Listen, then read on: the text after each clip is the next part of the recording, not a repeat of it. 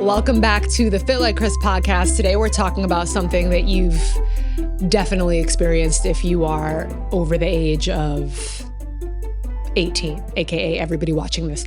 It is the on-off phenomenon.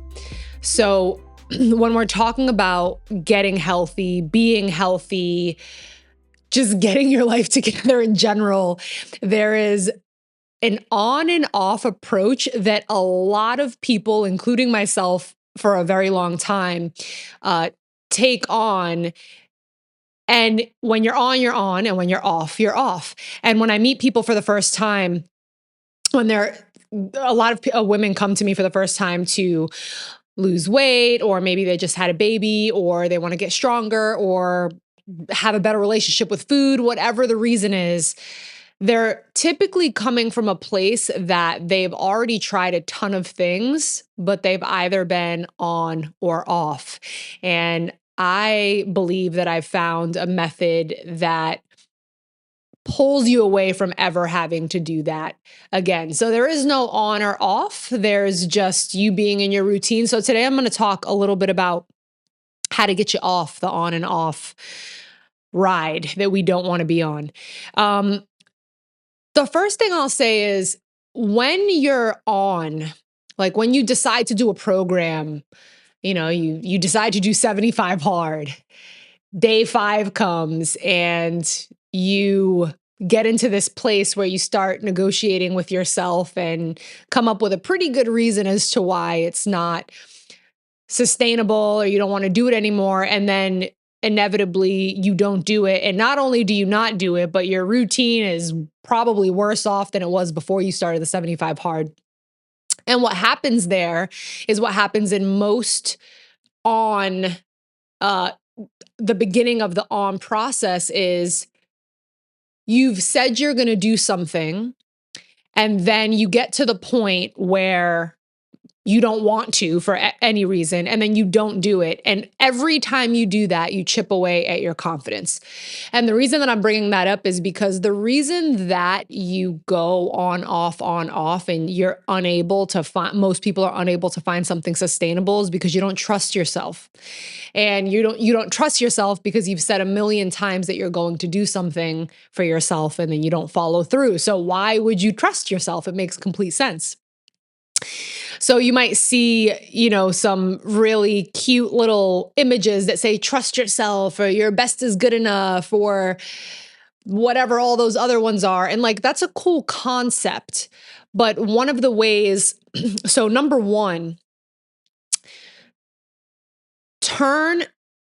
take the concepts and make it into action. So trusting yourself, that's nice to say, but it actually doesn't do anything. We have to find practical applications. So how do you develop trust for yourself? One of the ways that you do that is you follow through with what you say you're going to do. Easier said than done. How do you do that?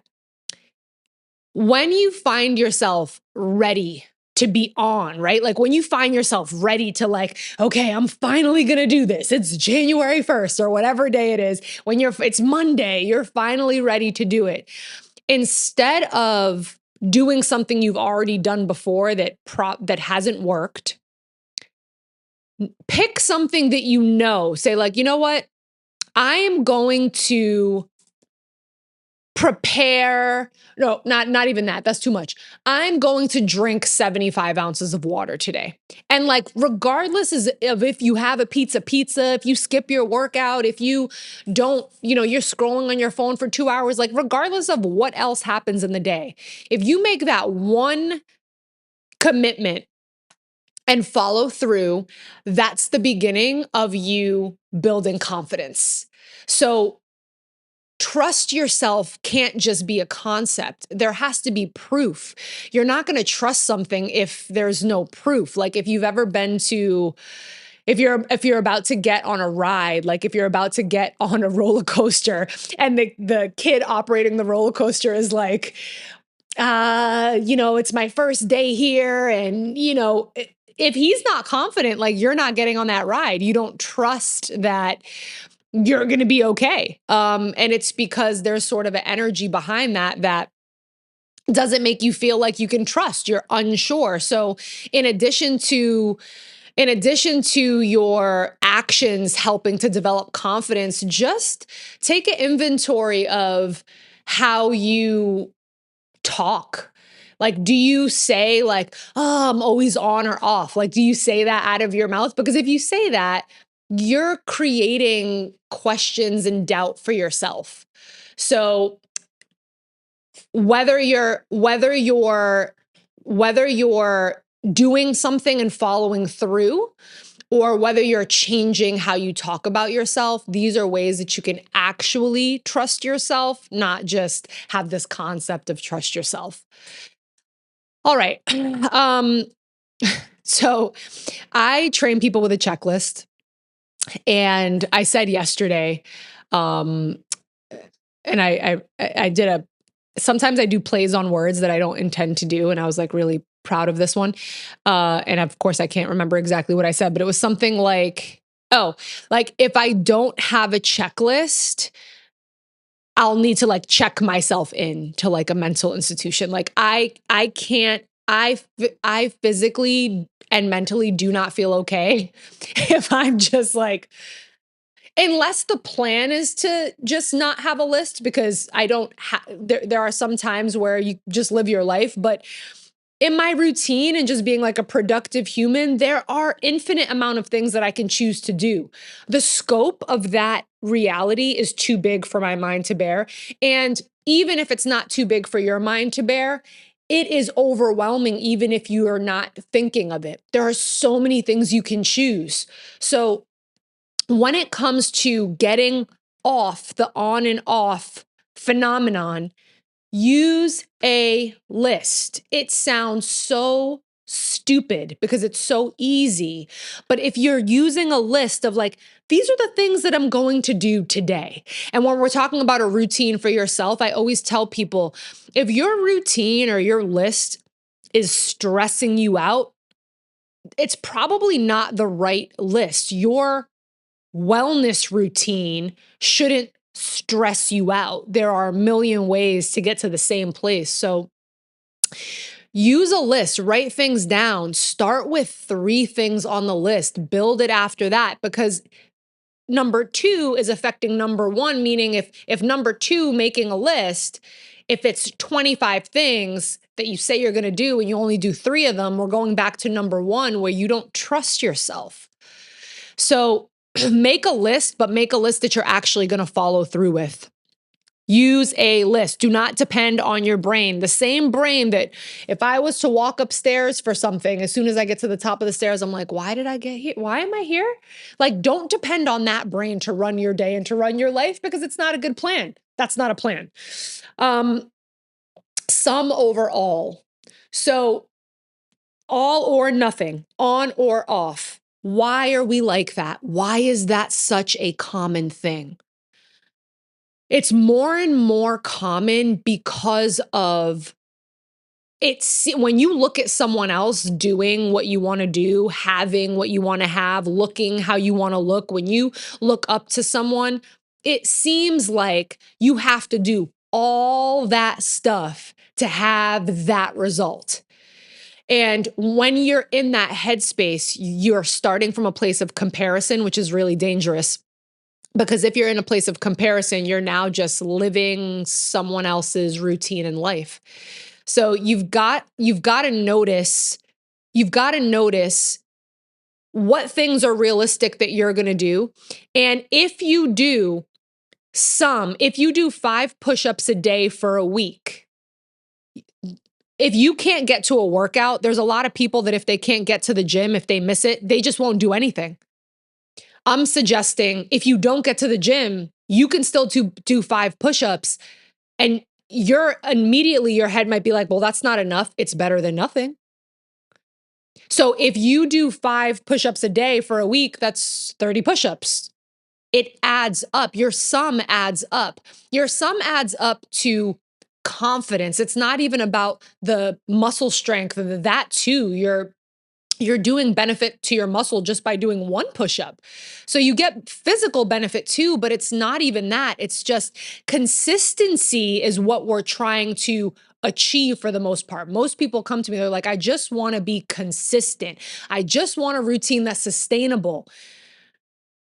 Consistency is built through having many options to do the same thing. So if working out at a gym is your only option for movement and you miss that workout, how can you be consistent? I mean, it's also impossible to be, if you're like an adult functioning human in this world, it's not realistic to go outside to a gym and spend 2 hours a day working out for most people. And I say 2 hours because you got to get there, you got to work out, you got to come back, you got to shower. It's a whole to do. So you need to have other options so that when you can't do what you've planned to do, you can still do something. And so you're with these things that I'm telling you, you're slowly pulling yourself off the on and off ride that is not fun to be on. Mostly because when you're off, it sucks. And when you're off and you decide to get back on, it's harder than the last time. And guess what? Every year it gets harder and harder. I have the privilege of training women, that are 10 years, 20 years, 30 years older than me. And it's great for me to see that, yes, it does get harder because people say that, right? But you don't believe it until you get there.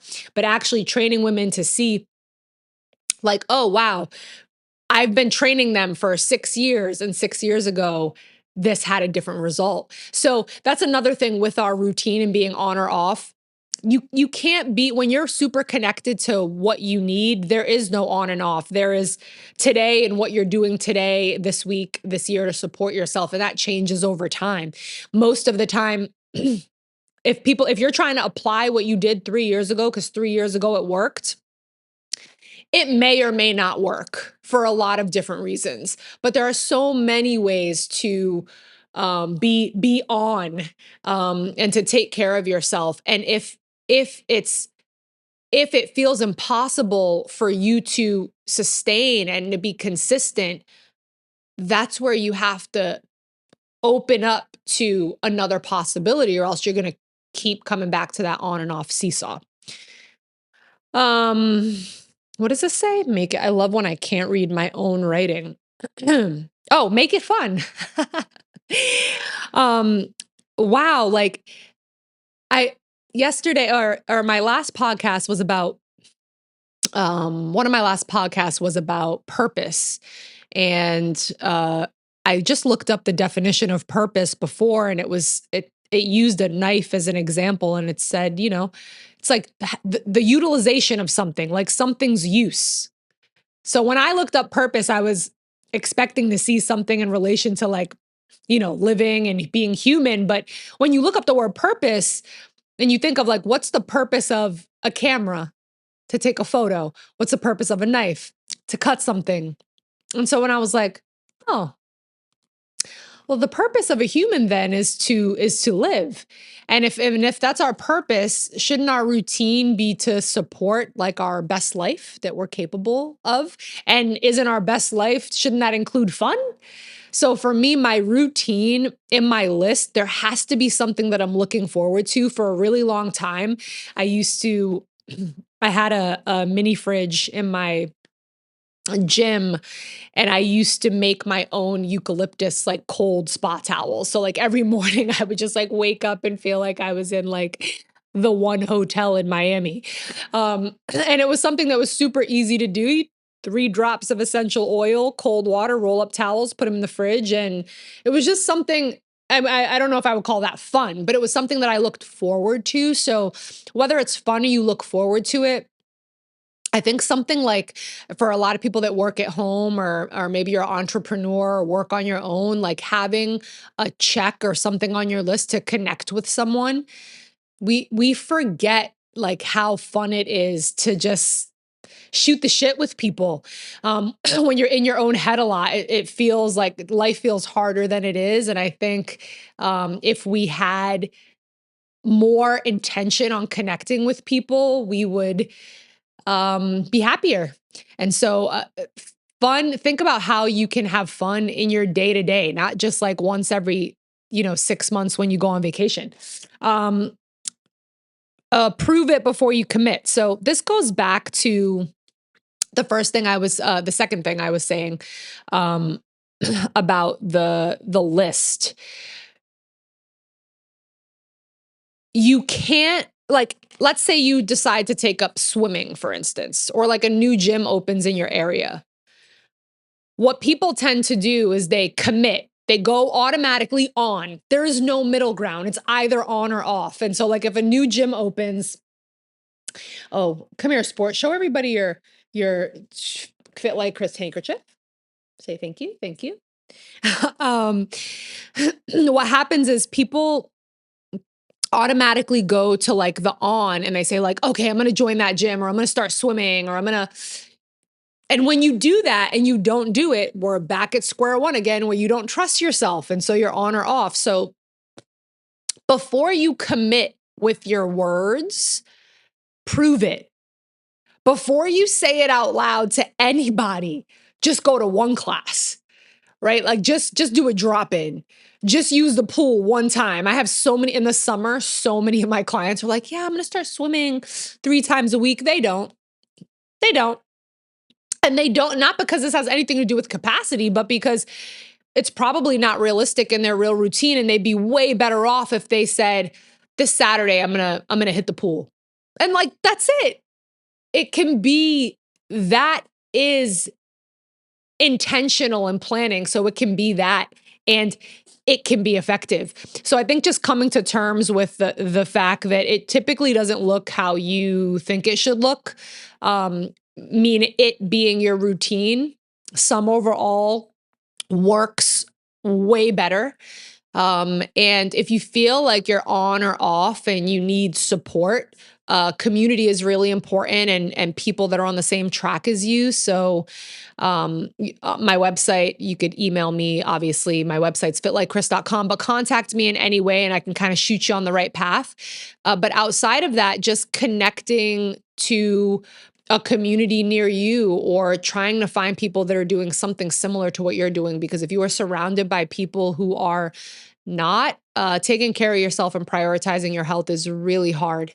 It's hard work. I'm not going to lie to you. I had a client say this morning, like, she was like, I was mad at you last week. And I was like, okay, I've heard that before. And she was like, because, you told me to write stuff down and to plan it. And she's like going on. And she's like, and then you said that this isn't a program, like these are things that I'm developing in my routine, and like, I can't ever stop. And she's like, and that made me so mad. And I'm like, okay. And this is the thing that, this is why you should immediately get off the on and off phenomenon, is because taking care of yourself is not a project you can complete. It's something that you'll always have to pay attention to. You'll always have to prioritize. And if you don't, you don't. But if you care about your health and how you feel and how you look and all the above, it does take an effort, and your life is happening. It's alive. Your routine is a living thing. It's not something that it's just like, okay, this is what I'm going to do for the rest of my life and go. And it's not something that you can say, okay, I'm going to do this for 6 weeks and done. Now, what you can do is to keep yourself motivated, plan to do a 5K, plan to run a marathon, plan to, I don't know, whatever else fitness people do. I don't do any of that stuff. I just wake up and we move at least 15 minutes a day, right? You can't lick people's faces. That's not nice. Okay. All right. My dog said it's done, and they think you got the point. So thank you so much for tuning into the Fit Like Krys podcast, and we'll see you next time.